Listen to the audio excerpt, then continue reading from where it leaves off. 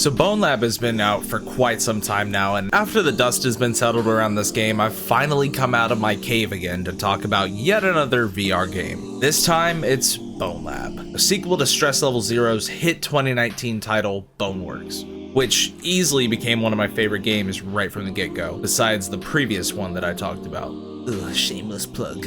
I think I've had a pretty good rundown of how I feel about this game overall, and now that I've had a chance to play through this game and everything that it's had to offer on both the PC version and the Quest 2 port for the game, which by the way was a huge selling point for this version, and I wanted to see if the Quest 2 port actually held up to the PC version, which, spoiler, it does. And to be honest, having both has made me really appreciate what Stress Level Zero has going on here. They didn't mess around with the Quest port, unlike some other titles that I've seen out there.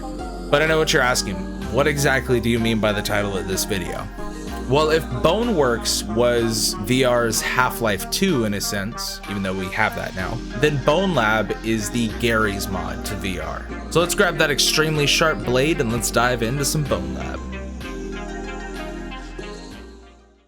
Now, admittedly, this game was a bit overhyped when it was announced by Stress Level Zero. Hell, the release window from when they had a release trailer to the actual release date was literally a week. But can you really blame the VR community? It's very rare that we get a game on the scale of something like this, and especially something that's so moddable and something that encourages creativity. But a lot of people were expecting a full-on new story or, had high expectations for this new iteration to the BoneWorks series. Whatever it was, it had the fan base before the game pretty divided. But after about 40 hours of both the PC and Quest version, I can definitely say that this game is basically the Garry's mod of VR, if Garry's mod had like a storyline attached to it. Let me explain. Now, for those that may live under a rock and don't know what Garry's mod is a sandbox game based on the Source engine and was originally developed as a mod for Half-Life 2. With it being a sandbox game, it allows for players to be creative with not only the creations that they can make, but also the different game modes that are available that the community has made over the years.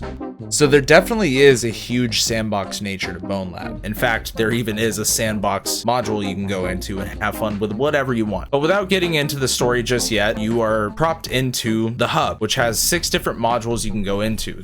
There's the TAC trials, the arena, sandbox, parkour, the experimental stuff, and of course, mods, where you can download even more stuff and have even more things added to your game. So already, from this point of the game, there's a lot that you can dive into. But even on top of that, having access to these different things, there's also, like I said before, a story attached to this. So you're not just diving in and just having sandbox fun like you would, say, in like Garry's mod. You dive in, you can spawn stuff in with a spawn menu and, mess around.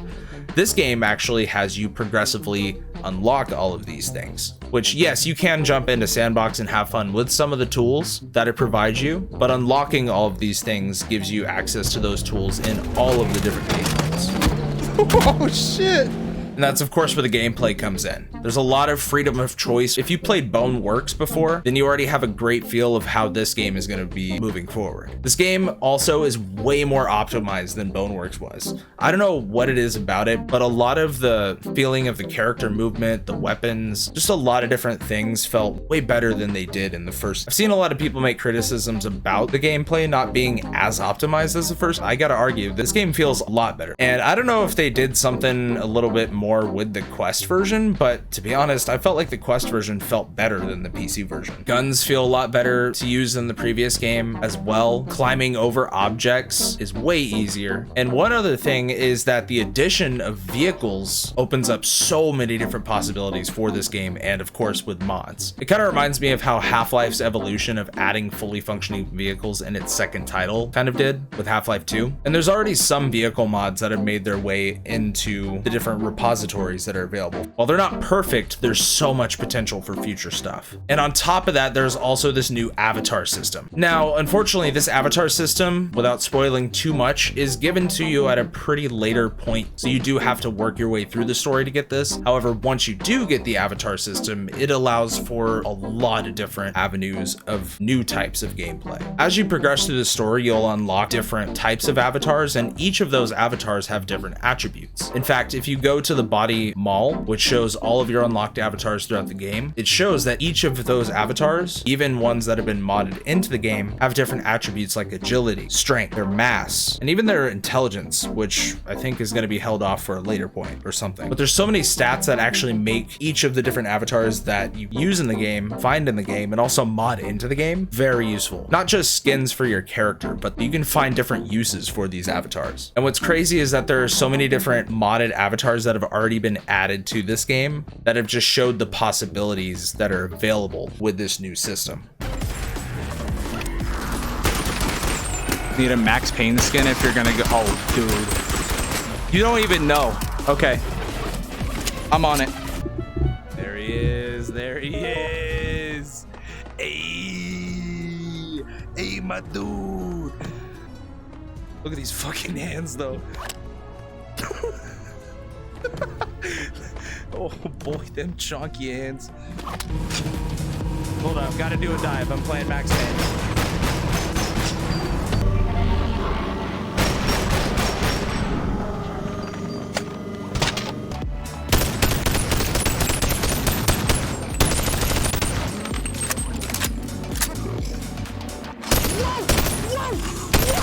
And on top of all of that too, the soundtrack for this game just fucking slaps.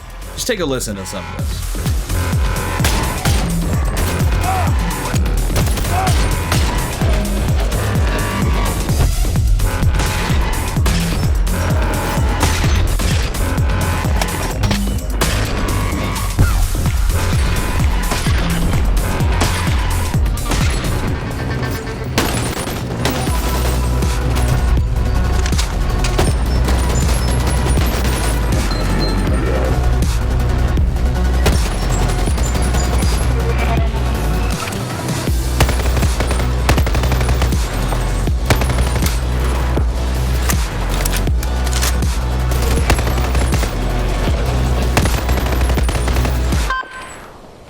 Like I glanced over earlier, Bonelab offers a huge variety of different game modes that you can lose a lot of time in. There's of course Sandbox, which has your typical sort of Garry's Mod gameplay, where you can spawn things, even enemies, weapons, or even build whatever you want, or just be a complete psychopath. Then you've also got your tac trials, which are just some basic time trials to take out as many enemies as fast as you can. But then you also have the arena, which I've spent a lot of my time in. Not only are there different levels to spice things up, but one of them includes several different challenges that you can just use to experiment with a lot of the different weapons that the game provides or that you mod in yourself, and it's a damn good time.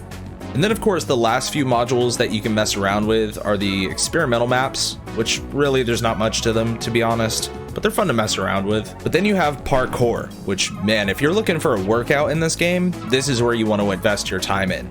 There's a good bit of variety with these levels, and one of them is just a clear homage to the opening of the Matrix films. And beyond this film reference, there's a ton of other great references found in a lot of the other levels in this game, like this Truman Show reference, or this cheeky Men in Black one.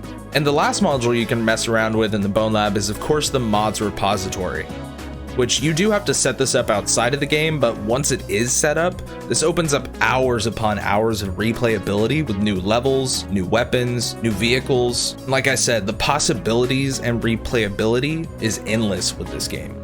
Now, before I get into the story and a bit of the spoilers, I do want to talk about some of the cons that I have with this game. Some of the body physics are still wonky. This was something I felt even in the first game with BoneWorks, but to be honest, I kind of find that to be a charm of this game's engine in some aspects. Yeah, it can be pretty buggy when you're climbing things or trying to vault over things, or whenever your arm gets occasionally stuck in the terrain. But again, I find that to be the charm of this game's engine. Also, there's no internal mod support as of yet. Yes, there is an external option, but this requires you to go into a file and of course, add a repository for you to get mods from. Now, I was expecting this to already be like a base feature, like something you wouldn't have to go into a file and add, but I mean, again, a super small thing. I really don't mind going in and adding a link to a file. That's super easy. And the SDK for modding that they released with this game is still very basic at this point. Yes, there is avatar support for you to add pretty much any sort of avatar to the game. I mean, any. But there's no support for scripting yet, which means no base multiplayer inside of the game. But that does not stop people from doing it themselves with things like Melon Loader. Hell, there's already a multiplayer mod thanks to the modding community, and it looks really good. I haven't had a chance to play it myself. And I guess my last con is that the story itself is pretty short, which is leading us into the last part that I want to talk about, the story. Now, this part is going to contain spoilers, so if you're not looking to get into any spoilers, I'll put a timestamp here on the video that you can skip to if you want to skip all these spoilers. But again, this is a spoiler alert. Again, skip to this time if you do not want to hear about the story at all. All right, you good? All right, let's do this. So your consciousness awakes in a room with some dice. You pick up that dice, you get a random avatar from Fantasyland, and your avatar is cast out because of your deeds, I guess? I don't know. Maybe you just paid too much heat below the belt. Yeah, boy. A voice ex machina from the sky tells you to buy a knife for 20 bucks. Jeez, $20? All right, so we grab it, cut the rope, and fall to our death. Just kidding. We live and make our way out of Fantasyland through the back end to MythOS. And once we make it to an emergency elevator to bust out of the simulation, a voice comes back and says, "Psych!" leaving you to fall in an elevator in VR. You awake in what appears to be the Bonelab, but sadly, no boning takes place here. Instead, you bone your way through all those 6 modules I was talking about earlier and unlock the big locked door to the quarantine zone through this weird crane minigame that just takes way too long. After continuing more into the lab, discovering secrets, doing puzzles that have no explanation to them, and going through a sick Disneyland ride, that voice from the radio slips you into the void itself. Once there, you end up finding out who that voice is, and oh my god, it's none other than a giant Jimmy Wong! But anyway, Jimmy, or Jay, tells you that you're not quite ready yet and sends you back off into the void to pick up 6 different avatars to fill out the avatar capsule he just put on your arm.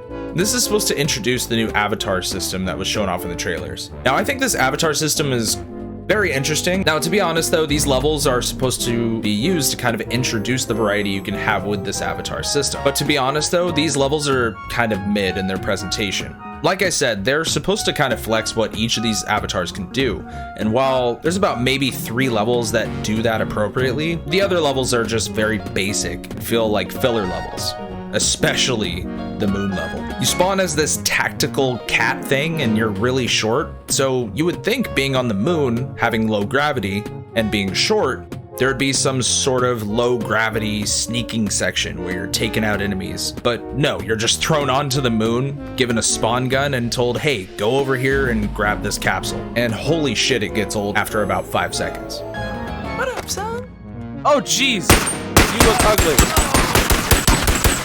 And even the other ones past this are just, again, pretty mid. Although the tower section was pretty cool, playing as Tall. I personally liked how it was before they patched it, where you consistently have your avatar changed by these little void flies. I felt like it added an extra layer of difficulty to this level and made you kind of think on the fly. But again, this level is supposed to introduce the Tall avatar, which is useful because he's, you know, tall. After we complete all the avatar levels, Hey, you made it back. we get sent back to Jimmy, and he now tells us that we are ready. And so he sends us back into the void to start our ascent. This only really consists of a couple of levels though that really kind of flesh out the avatar system, and honestly, 2 levels is not enough. They are pretty fun though, and they have like a little train segment that was pretty fun to play through, but let's continue. Then we start our ascent back into Fantasyland, back home. And from here, we start slicing and dicing our way through all the village people that cast us out in the beginning of the game. And once we clear our way through Fantasyland and take everyone out, we see a hand from above that looks awfully familiar. We climb our way up to the hand and it takes us out of Fantasyland once and for all. And here we end up in a new location in the void with just a random taxi. And oh look, it's Jimmy! So we get in Jimmy's taxi and he pretty much explains what the hell is going on and why we went through all this. He says that something dark is coming and he's not wanting to build an army, but he's wanting to have people who are ready to build for something that's coming in the future. And also another great thing as well is that even though you are starting over and going back from the beginning and being able to do what you want from this point, there's even more to explore in all of the official levels that are provided. There's different Easter eggs, little nooks and crannies that flesh out little bits of lore in the game. In fact, the last little area that the game throws you into on the obelisk that you're looking at, if you go into the back, there's a special message from Stress Level 0, the devs of this game. And another thing too is if you look over to the side or even just at this obelisk in general, you're gonna see a lot of little hints at what's to come in the next project from Stress Level 0. Now again, this game is short, but this isn't the end of Bonelab or even BoneWorks or just this series in general. In fact, from pictures that I've seen about Project 4, which this game ended up becoming Project 4, or Project 4 was split into 2 games, some of the concept images that I've seen and bits of promotional stuff that we got makes me really excited for what's to come with this series. Now, if you want a better lore explanation or dive into the story of what exactly happens in this game, or even BoneWorks, I would highly recommend checking out this video. But yeah, Bonelab gets a huge recommendation for me, especially if you're looking for a VR game that provides just tons of hours of content, or like I said before, if you're looking for that Garry's Mod experience on VR, this is the game for you. Now, what do you think? Did you enjoy Bonelab? Did you have a chance to play it, or are you holding off? Let me know in the comments down below. Anyways, I appreciate you if you stuck through this video this long. Make sure to subscribe, like the video, all that type of shit, and you know, I will see you all next time. Bye-bye.